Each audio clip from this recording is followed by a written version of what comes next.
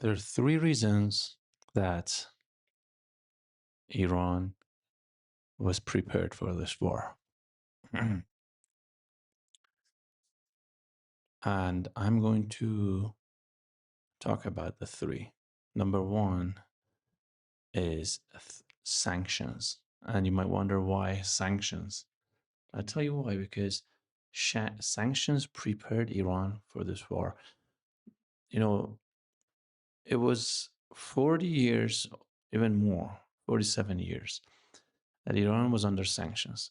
What happened was the sanctions turned Iran from an purely consume consumer society whereby they just exported oil, took the money, and imported other products into a country where most of its essential needs were produced domestically.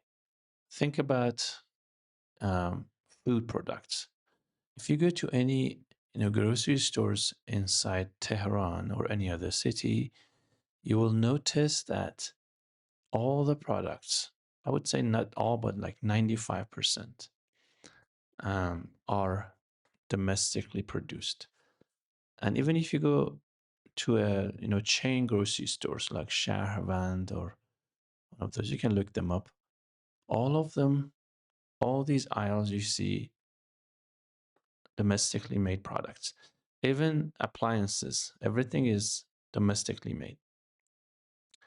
Even you can think about, you know, uh, anything edible, anything, cleaning products, everything is homemade.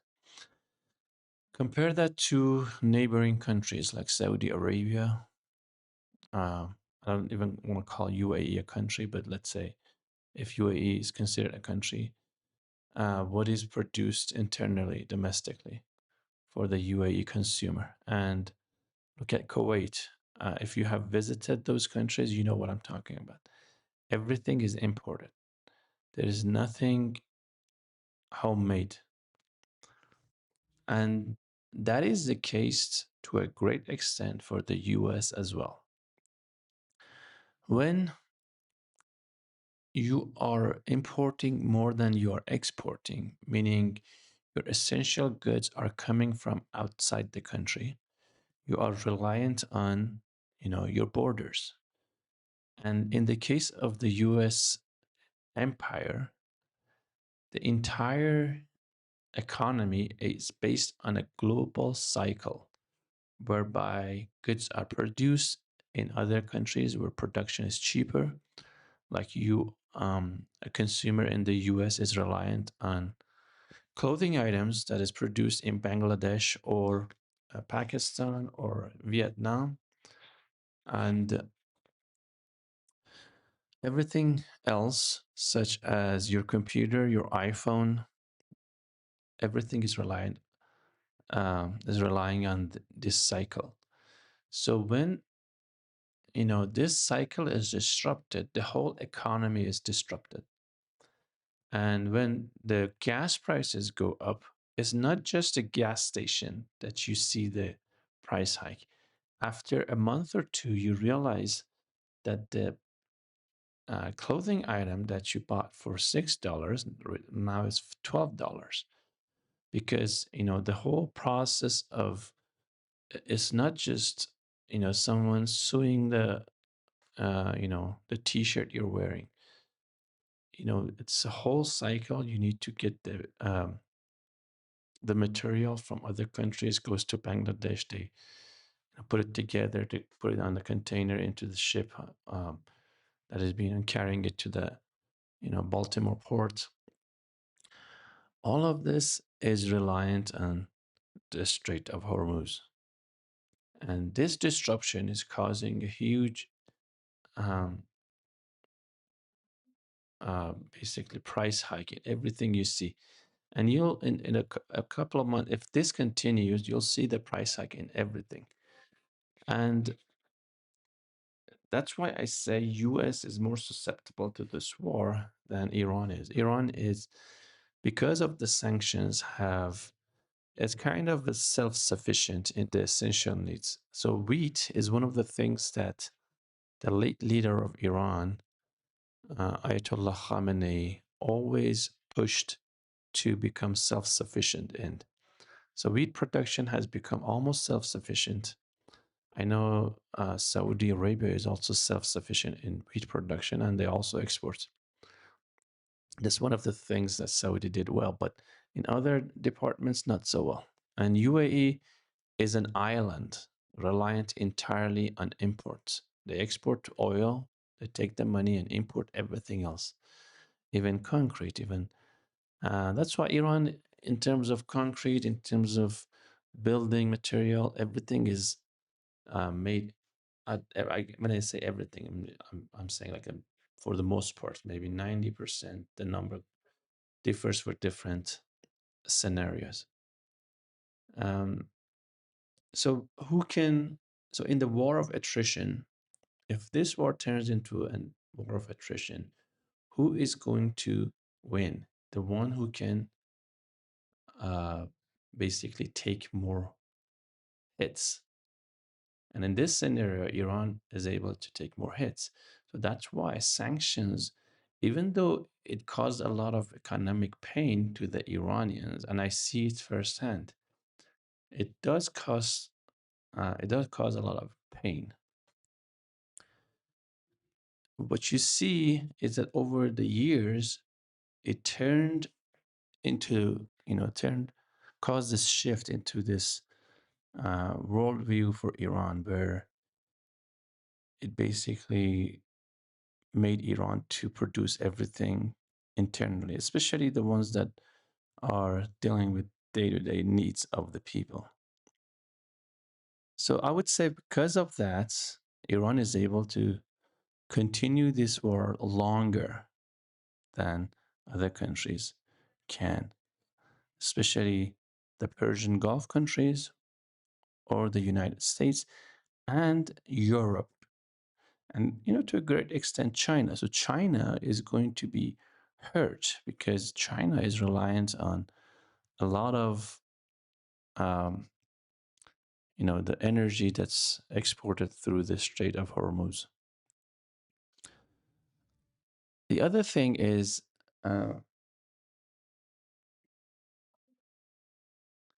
U.S. and Trump does not have a good public support for this war.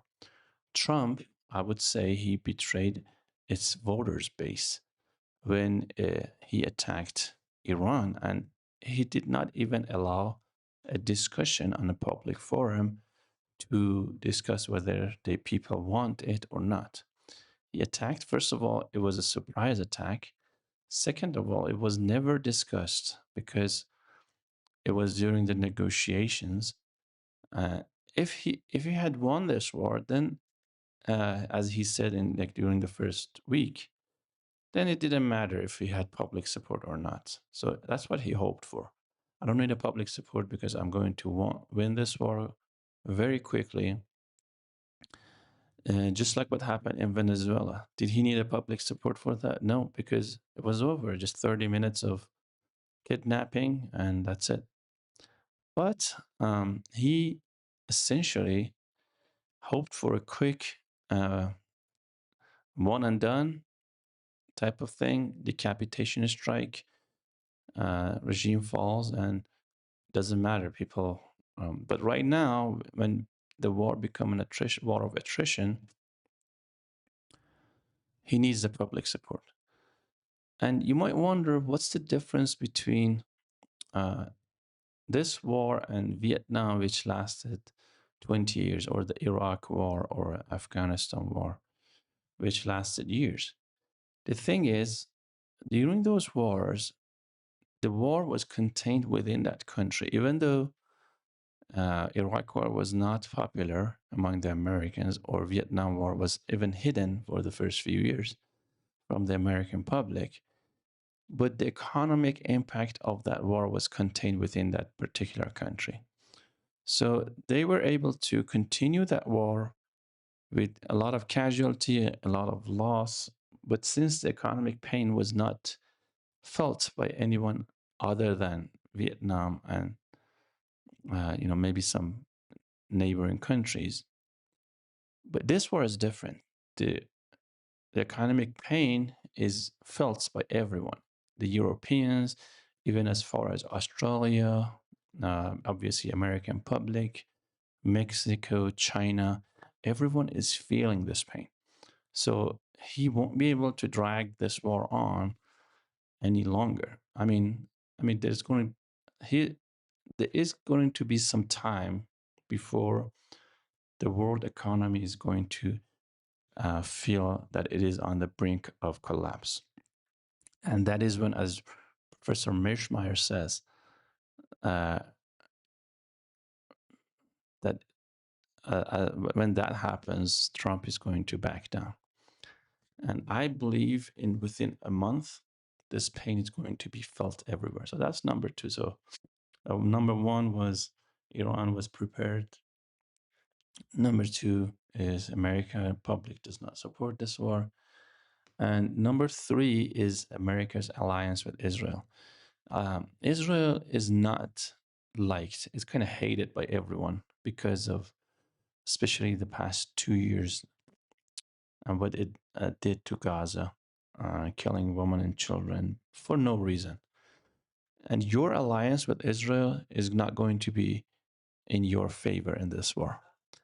And Trump has lost a lot of its supporters: Tucker Carlson, Candace Owens, Marjorie Taylor Greene, Alex Jones. These are uh, the people who really matter, especially Candace and Tucker Carlson, and to a great extent, Alex Jones and Marjorie Taylor Greene.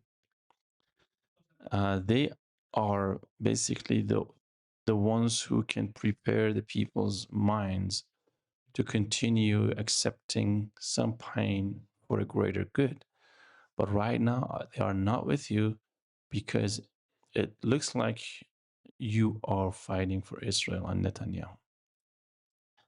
That being said, those three reasons uh, is going to tilt the scale more towards Iran than towards the US. And in the long run, and Iranians are, willing to take, uh, you know, to take any type of pain to come out victorious. This is, when you're on a defensive, it's so much easier to prepare your people for, defending than, when you're the aggressor. The aggressor has so much, explaining to do. And that's why Trump is attacking everybody. He attacks Pope, he attacks, Alex Jones, who was one of the first who had him on his show. He attacks Candace Owens, Tucker Carlson, because they say that he's betraying his voters' base, the ones who actually voted for him, because he promised no wars, he promised no um, no unreasonable, endless wars, and they're seeing this. So I would say people are not going to be happy with the outcome, and probably he has to accept defeat to prevent major further pain for the world economy. Because, to be honest with you, Iran is not even part of the world economy. Iran is isolated, has been under sanctions, but the world is the one who benefits from the cycle of the world economy. The U.S. is the one who has the dollar as the base currency for the world, is a major exporter, U.S. Uh, major importer because of the value of U.S. dollar. And when it is disrupted, people are going to feel that. And it seems like the US is preparing for an isolationist approach because yesterday I read that Marco Rubio said that the US dollar in 5 years won't even be what it is today. I think he was referring to that it won't be the base currency for trade the world trade. And I think it's maybe only this cabinet on this current U.S. administration that is thinking this way. But if U.S. goes that way, um, maybe economically becomes like some country like Saudi Arabia, who relies on world export and exporting oil to other countries. Maybe that's the strategy for the U.S. Economy, but I doubt that everyone is on board. Maybe it's just only this current administration that wants to do this. And if that happens, U.S. becomes just a normal country, not a hegemon anymore, and probably um, its borders will be even, you know, tightly closed to anything that the idea of global village will die soon. The world order that was established after the collapse of the Soviet Union will be also gone, and U.S. will be trading with its neighbors just like any other country, and it will probably go back to the Monroe Doctrine, where it declared the America, South America, and North America as its backyard, and try to keep its hegemon on those, countries in those two continents. So anyway, I think that's where we're headed.